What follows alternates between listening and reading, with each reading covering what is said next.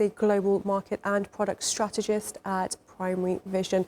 Welcome back to Money Talks, Osama. Now, officials around the world say there are effectively no winners in this conflict, but are some economies still better positioned to weather the shock?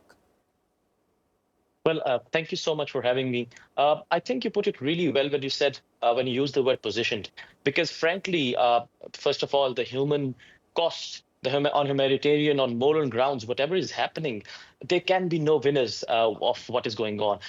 In economic terms, some economies are, yes, definitely well positioned.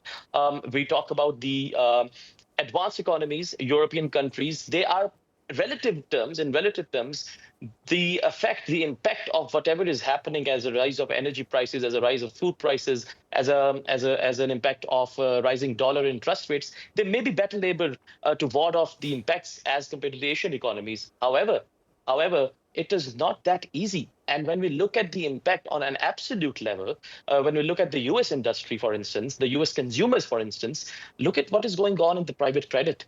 I mean, it's crazy. And some are saying that the next financial crisis is going to start from the private credit firms going bankrupt. Look at what is happening with the US consumer and the consumer confidence, which is at lowest point in the last 30, 40 years. Look at what is going on with the small businesses in the US and even European countries. So energy security there is also being impacted. However, the effect as compared to the Asian economies is a little bit slightly better.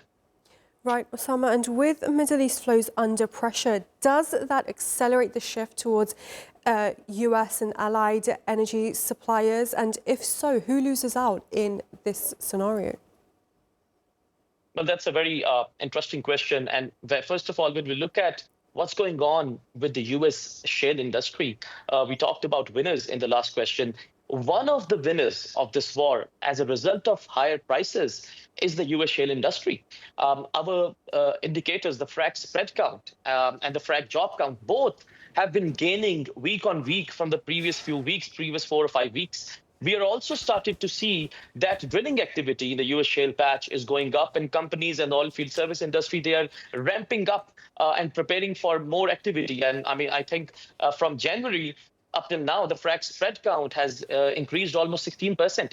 So I think maybe shale domestically will become better positioned, and many people started to talk about shale peak output. And I think this war and the prices would help allay such fears. But can the US specifically jump in and make up for the lost oil? No.